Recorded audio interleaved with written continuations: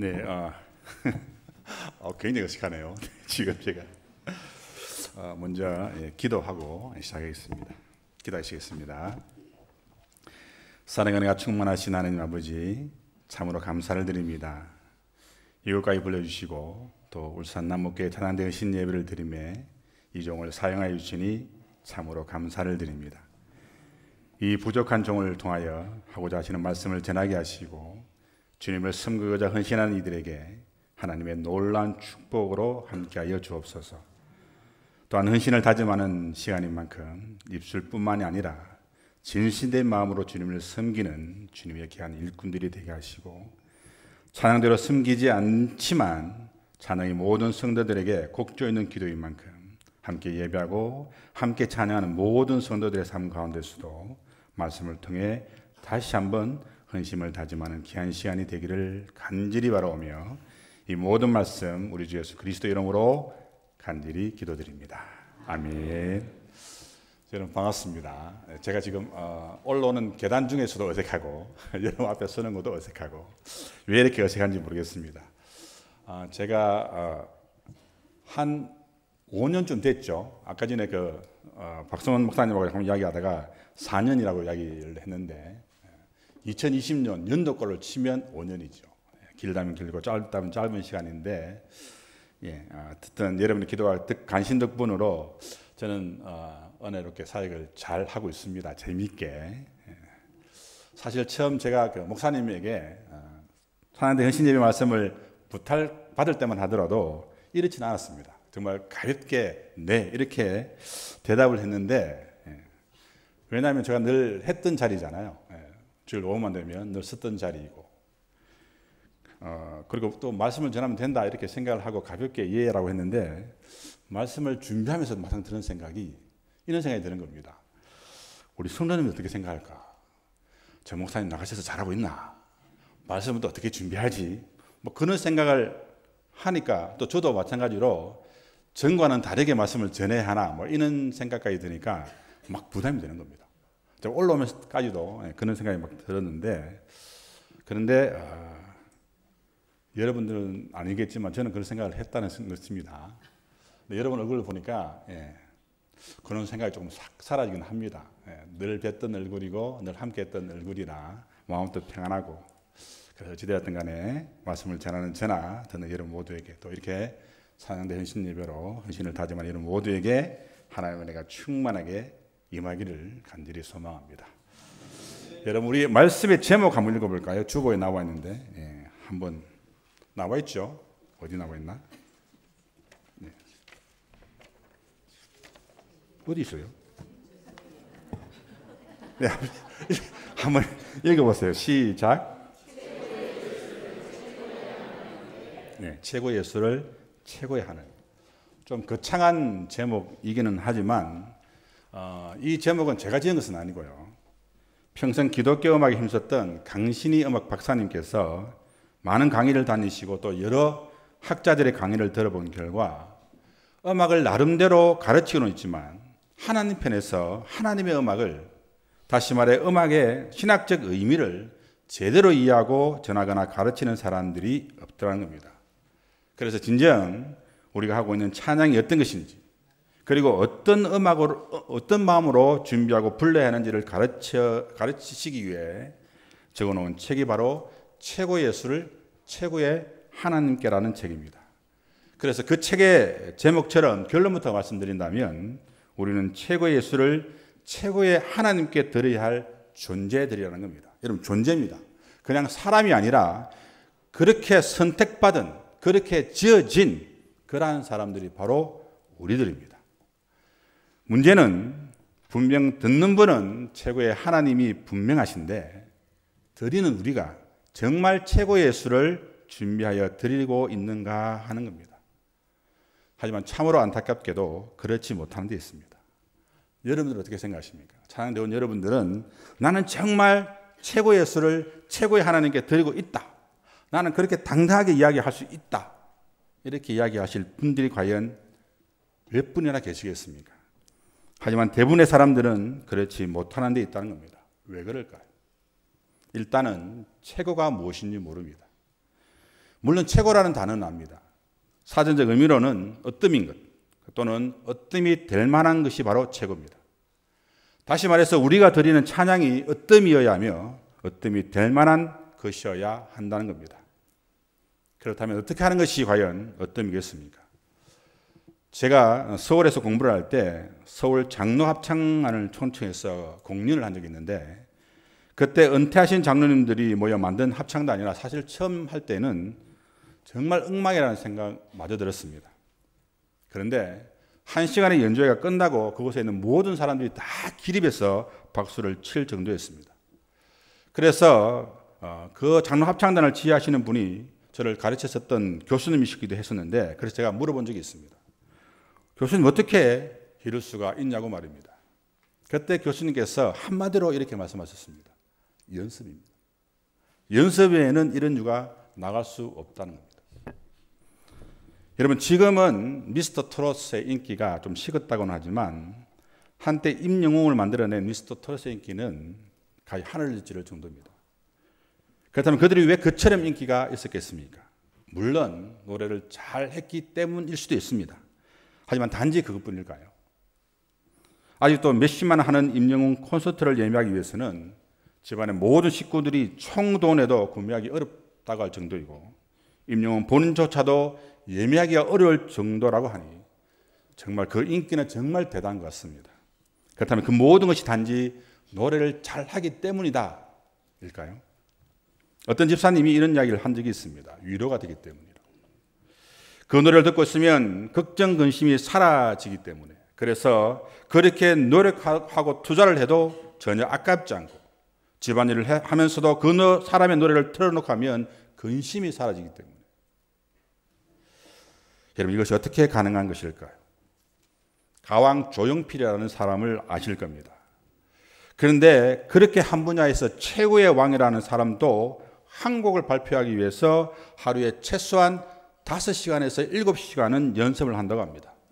그러면서 그가 이렇게 이야기했습니다. 기본에 충실해야 한다. 그것이 바로 연습이다. 여러분 어떻습니까? 어뜸이 무엇일까요?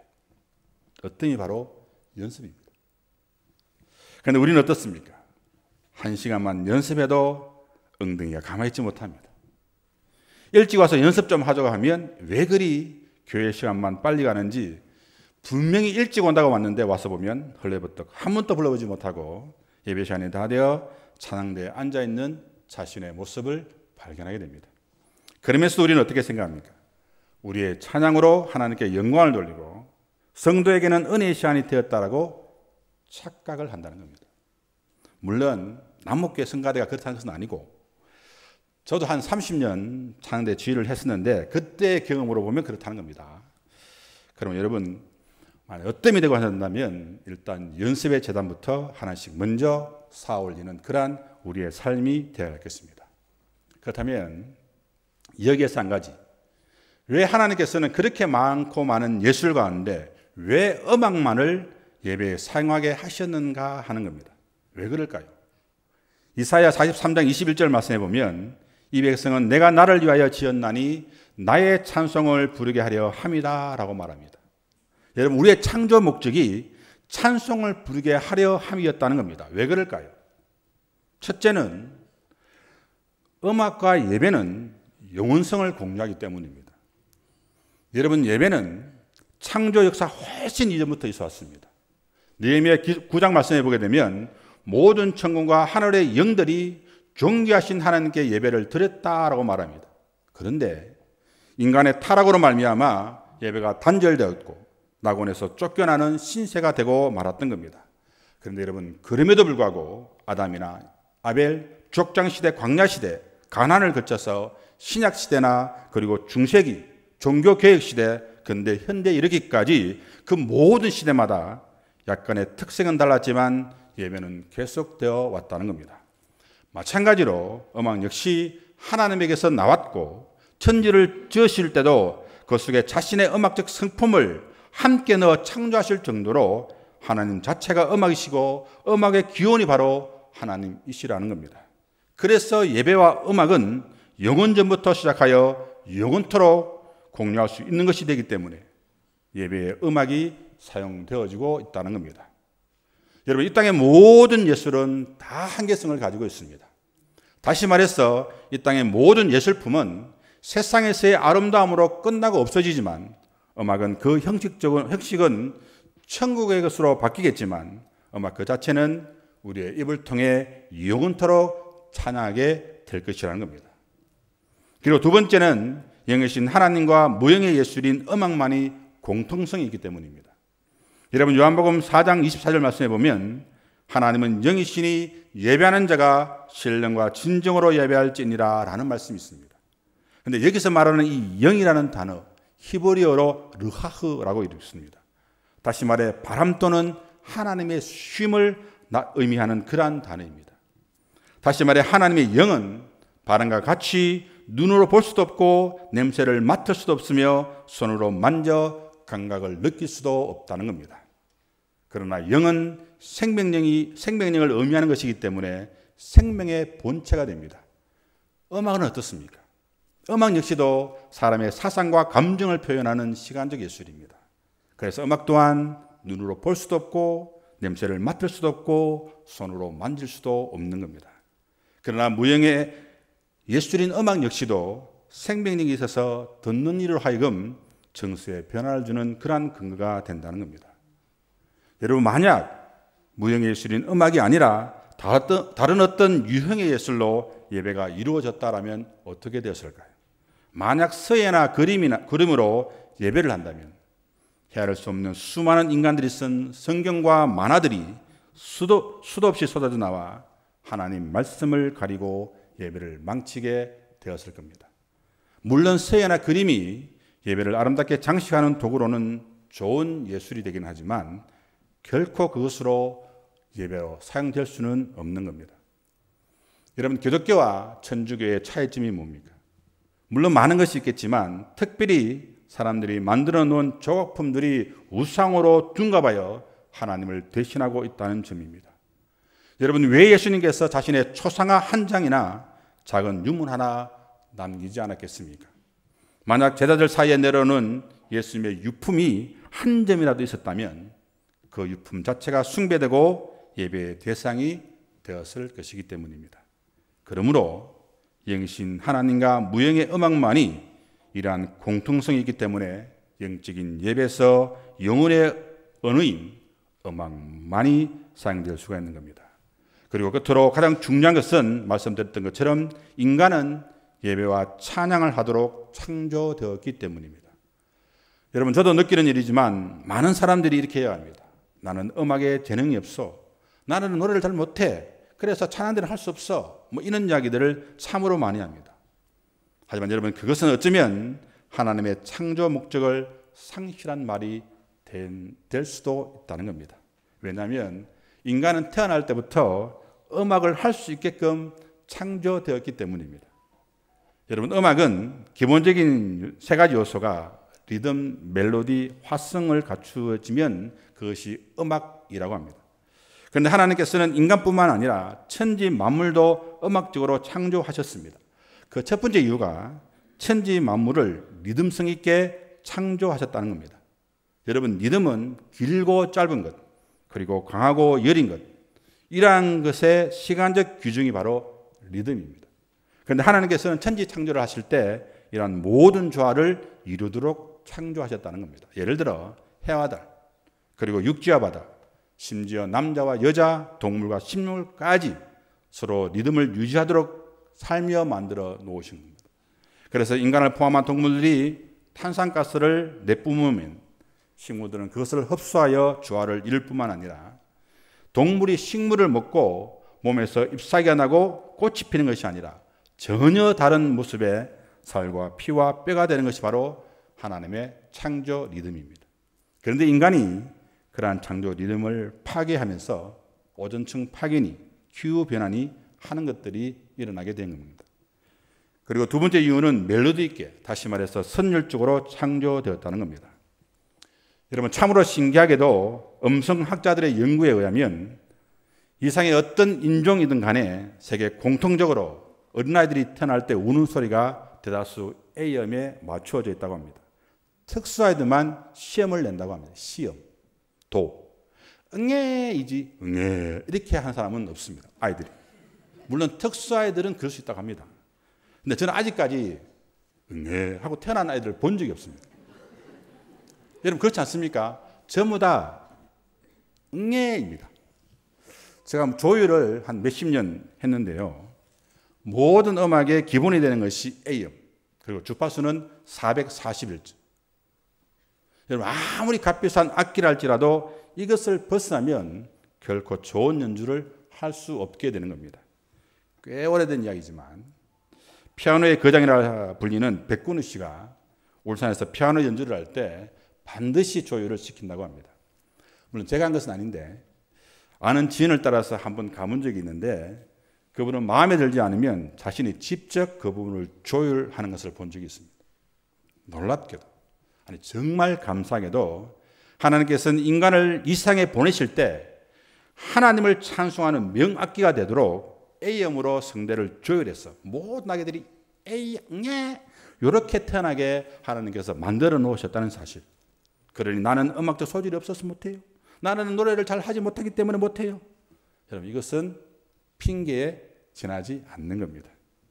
한 가지 아쉬운 점이 있으면 여러분 소리를 듣지 못하면 소리를 낼 수 없는 것처럼 만약 나의 모습이 여러분들이 노래를 잘 못한다 아니면 나는 그런 소질이 없다 라고 생각하면 포기하는 것이 아니라 내가 최고의 것으로 하나님께 영광을 돌려야 하기 때문에 무엇부터 해야 되겠습니까? 듣는 훈련부터 하는 겁니다. 그렇게 할 때 여러분 정말 하나님께서 만들어 놓으신 그 처음 명악기로 다시 태어날 수가 있게 됩니다. 그러니 여러분 우리가 최고의 것으로 드리기 위해서라도 그 정도 노력은 해야 하지 않겠습니까? 나는 못하기 때문에 나는 할 수 없기 때문에 포기하는 것이 아니라 최고의 것으로 드리기 위해 그 정도의 노력 정도는 우리가 해야 한다는 겁니다. 그리고 세 번째는 천지 만물을 화성적으로 창조되었기 때문입니다. 근데 여러분 사실 이것은 설명드리지 않아도 될 만큼 우리가 너무나 잘 알고 있는 사실입니다. 왜 그럴까요? 숲속의 새들이 노래하는 것과 바람 소리, 그리고 시냇물 소리, 각종 짐승들의 소리, 여러분 이러한 것들이 정말 특색 있게 모든 소리가 조화를 이루고 있다는 사실입니다. 그러니 우리가 들을 때 정말 아름답게 들리게 되는 겁니다. 여러분 아침에 숲속에서 일어나서 들리는 소리가 정말 짜증나고 정말 시끄럽다고 이렇게 이야기할 사람이 과연 있겠습니까? 없습니다. 그런데 여러분 이것이 사람도 마찬가지입니다. 여러분 사람의 성대는 근육으로 된 살결을 말하는 것인데 그 사이로 공기가 통과될 때 소리가 발생하며 말하는 소리가 되고 아니면 노래하는 소리가 되는 겁니다. 그런데 보통 어린아이들의 성대가 9에서 10mm 정도이고 성인 여자의 경우가 12에서 16mm 정도이고 그리고 성인 남자의 경우가 13에서 24mm까지 된다고 합니다. 그런데 여러분 만약 어린아이든 성인 여자든 성인 남자든 모든 사람의 성대의 크기가 똑같다면 어떻게 될까요?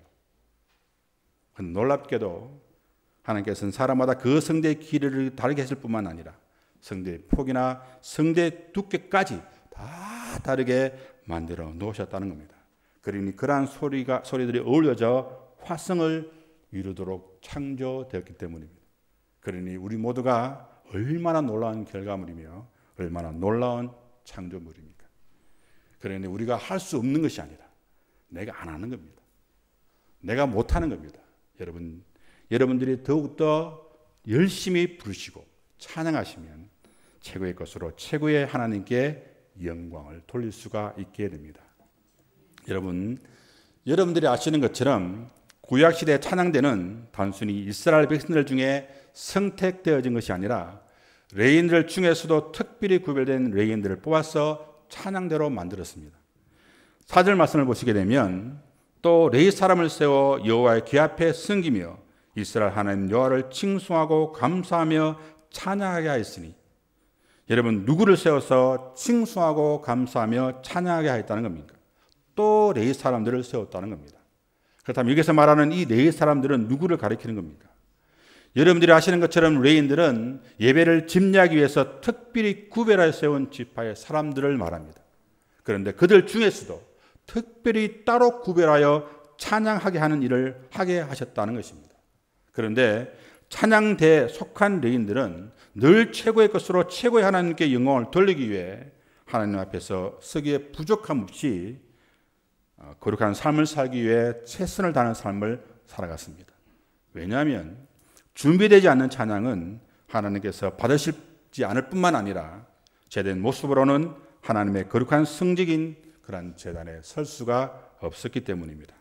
그러므로 하나님 앞에 특별히 거룩히 구별된 레인들처럼 찬양대원들은 자신의 삶 속에서 늘 하나님을 찬양하며 영광을 돌리기 위해 준비하고 또 준비하는 그러한 노력을 해야 한다는 겁니다.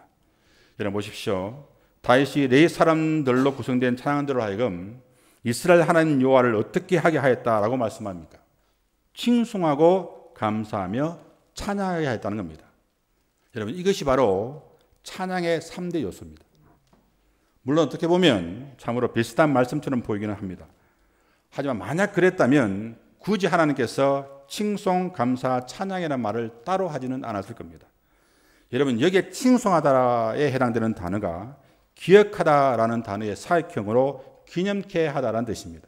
다시 말해 사람들로 기억하게 하다라는 의미를 지닌 그러한 단어입니다.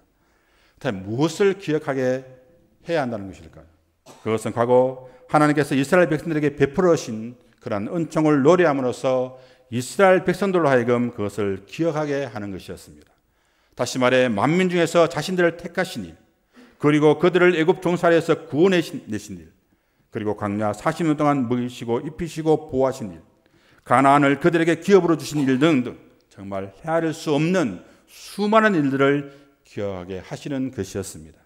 그리고 감사하다라고 해당되는 단어는 고백하다라는 의미가 들어있는 단어인데 이것은 하나님의 속성이나 그의 행사에 대하여 공적으로 선포하거나 선언하고 감사하는 것을 나타내는 단어입니다. 무슨 말인가 하면 하나님에 대한 우리의 찬양 속에는 이처럼 하나님의 속성과 행사에 대한 선포와 감사가 들어있어야 한다는 겁니다. 7절 이하의 말씀에 언급되어 있는 다윗의 찬송시를 보게 된다면 다윗은 그 구원을 날마다 선포하라, 그 귀한 행적을 만민 중에 선포하라면서 여호와는 광대하시다, 여호와께서 하늘을 지으셨다라고 하나님의 속성과 행사를 선포하고 있다는 겁니다. 뿐만 아니라 그의 많은 감사와 찬양의 시편들을 보게 되면 대개 하나님의 속성과 행사에 대한 선포와 감사로 이루어져 있는 것을 보게 됩니다. 그리고 끝으로 찬양하다라는 말은 말 그대로 하나님의 위대하심을 소리 높여 찬양하는 것을 말하는 겁니다. 예를 들어 천지를 창조하시는 일, 홍해와 요단강을 가르시는 일, 그리고 해와 달을 멈추게 하신 일, 그리고 그리스도께서 사망 권세를 물리치시고 부활 승천하게 하신 일 등등 이 모든 것을 찬양하는 것을 말한다는 것입니다. 그렇다면 여러분 제가 말한 이 3대 요소를 다 종합하면 무엇을 의미하는지 아십니까? 그것은 바로 우리의 삶입니다. 우리의 전부입니다. 그리고 우리의 영혼으로 노래하는 겁니다. 우리의 모든 것으로 주님께 찬양을 해야 한다는 겁니다. 그러므로 예배를 위해서 몇 시간 연습하는 것으로 만족하는 것이 아니라 정말 하나님께 영광을 돌리기 위해 자신의 삶 속에서 찬양의 소리가 계속적으로 이어지는 그러한 우리의 삶이 되어야 한다는 겁니다. 그리고 여기에서 우리 모두가 잊지 말할 것은 이것은 찬양대원뿐만 아니라 우리 모두에게도 동일하게 주어진 사명이라는 겁니다. 왜 그렇습니까? 그것은 찬양대원만이 아닌 구약의 찬양대를 개사하는 것이 아니라 우리 모두에게도 동일하게 주어진 그러한 사명이기 때문입니다. 여러분 이 백성은 내가 나를 위해 지었나니 나의 찬송을 부르게 하려 함이라는 겁니다. 여러분 여기서 말하는 이 백성은 누구를 가리키는 겁니까? 찬양대원이겠습니까? 아니면 찬양팀이겠습니까? 결코 그렇지 않다는 것은 여러분들이 다 아시는 사실입니다. 여러분 하나님께서는 우리의 입술을 통해 하나님을 찬양할 뿐만 아니라 우리의 영혼으로 우리의 모든 것으로 하나님을 찬양하기를 원하십니다. 그래서 시편 기자는 내가 주를 찬양할 때 내 입술이 기뻐 외치며 주께서 구속하신 내 영혼이 즐거워하리다 라고 고백을 하였던 겁니다. 여러분 이처럼 우리의 찬양은 영혼의 기쁨으로 찬양해야 합니다. 그리고 그러한 의미에서 우리는 이 찬양대의 임무 잘 감당하기 위해서 구약의 레위인들이 그랬던 것처럼 우리의 삶 또한 정결한 삶을 살아가야 하는 겁니다. 그래서 그런 의미에서 제가 어디를 가도 소개하는 것이 있습니다. 그것이 찬양대의 십계명이라는 글입니다. 제가 다른 곳에서 찬양대 헌신 예배를 드릴 때도 똑같이 소개했습니다. 이렇게 사시라고. 그냥 소개해드리면 제1계명은 하나님께 영광이 되게 하라는 겁니다. 그리고 2계명은 하나님의 영광을 도둑질하지 말라는 겁니다. 내가 영광을 받지 말라는 겁니다. 그리고 3계명은 은혜로 찬양하라는 겁니다. 하지만 4계명은 은혜로만 찬양하지 말라는 겁니다. 도취되지 말라는 거죠. 그리고 5계명은 특별 의식을 가지라. 그러나 6계명은 특권 의식은 버리라는 겁니다. 그리고 7계명은 공동체 사명을 가지라는 겁니다. 8계명은 공동체만을 위하지 말라는 겁니다. 그리고 9계명은 절고하라는 겁니다. 그리고 10계명은 즐기지 말라는 겁니다. 여러분 어떻습니까? 찬양대는 하나님께 영광이 돼야 하지만 자기 감정이나 자기의 생각만 가지고 그렇게 해서는 결코 안 된다는 겁니다. 그러므로 그러한 정확한 정체성을 가지고 찬양하는 찬양대원들과 그리고 여러분들의 삶이 되어지길 원합니다. 여러분 맥켄타이어라는 분이 찬양대를 가르쳐서 이렇게 이야기를 했습니다. 첫째, 찬양대는 목사를 대신하여 음악 부분에서 예배를 이끌어가는 것이고, 둘째, 찬양대는 예배 안에서 회중으로 하여금 찬양하게 하는 일, 다시 말해 찬송을 부르기를 격려하는 일을 수행하는 것이고, 셋째, 찬양대는 목사님과 마찬가지로 예배 안에서 전적으로 봉사하는 사람들이다라고 말입니다. 무엇을 말하는 것일까요? 찬양대원들이 예배의 집례자들, 다시 말해 목사님과 같은 위치에서 예배를 수행하는 사람들이라는 겁니다. 목사님은 말씀으로, 여러분들은 음악으로. 그리고 말씀드렸던 것처럼 성경적으로나 인류 역사적으로 볼 때도 예배와 음악은 분리하여 생각할 수 없을 만큼 상관관계를 가지고 있다는 겁니다. 그러므로 찬양은 하나님을 섬기는 데 있어서 최고의 수단인 겁니다. 그리고 하나님께서는 당신의 영광을 위해서 사람들을 선택하셨고 찬송케 하셨습니다. 왜냐하면 찬양은 하나님께 예배하는 자들의 영감을 불러일으키는 것이고, 찬양은 예배를 충만하게 하는 것이고, 찬양은 예배 자체가 되기 때문입니다. 히브리서 13장 15절 말씀에 보면 이런 말씀이 있습니다. 그러므로 우리는 예수로 말미암아 항상 찬송의 제사를 하나님께 드리자. 이는 그 이름을 증언하는 입술의 열매니라. 여러분, 우리는 항상 찬송의 제사를 하나님께 드리는 자들이 되어야 합니다. 왜냐하면 그것이 바로 그 이름을 증언하는 입술의 열매이기 때문입니다. 물론 그렇다고 해서 찬양대가 예배의 중심이 되어야 한다라는 것은 결코 아닙니다. 하지만 분명한 것은 찬양대원은 회중의 일부이기는 하지만 회중을 대표하여 하나님께 드리는 사제적 역할을 감당하고 있다는 사실. 그래서 성령이 있고 그래서 기도성이 있는 겁니다. 윌리엄 후프라는 사람이 이런 말을 했습니다. With 회중과 함께, for the people, 회중을 위하여, to the people. 많이 들었죠? 회중과 함께. 링크만이 이야기한 것이 아니라 후퍼도 찬양대가 바로 회중과 함께 회중을 인도하고 회중에게 음악으로 말씀을 선포하는 그러한 자리라고 이야기하고 있는 겁니다. 그러므로 내가 그러한 위치에 있다는 사실을 여러분은 명심하시고 레인들처럼 목사님처럼 그렇게 자신의 삶에서 최선이 아니라 최고의 것으로 최고의 하나님께 영광을 돌리는 여러분의 삶이 되어야 할 것입니다. 제가 비관적인 예를 좀 들어보겠는데요. 만약 여러분들이 목사님이 다 한다는 이유로 말씀을 준비하지 않으시고 선포하신다든지, 친척 결혼식이 있다고 예배를 드리지 않고 결혼식에 만약에 가신다면 여러분들 그 목사님을 어떻게 생각할까요? 여러분 마찬가지입니다. 찬양대원들이, 아니 지금의 이 자리에 앉은 우리 모든 성도들이 하나님을 찬양하는 그 찬양이 내가 부르기 싫다고 안 부르는 분들이 있습니다. 하기 싫다고 하지 않는 분들이 있습니다. 급한 일이 있다고 그 자리를 떠나는 분들이 있습니다. 내가 만약에 그렇게 한다면 어떻게 될까요? 여러분 아직까지 레인들과 목사님과 여러분들이 다르다 생각하십니까? 결코 그렇지 않습니다. 우리 모두가 다 하나님께 찬양하도록 부르심을 받은 사람들입니다. 그렇다면 어떻게 해야 할까요? 우리 6절 말씀, 주무시는 분이 계셔서 죄송합니다. 제가 잘 못하기 때문에 주무시겠죠. 6절 말씀을 우리 함께 읽어보도록 하겠습니다. 6절 말씀 함께 읽겠습니다. 시작. 항상 하나님의 언약궤 앞에서 나팔을 부니라. 아멘.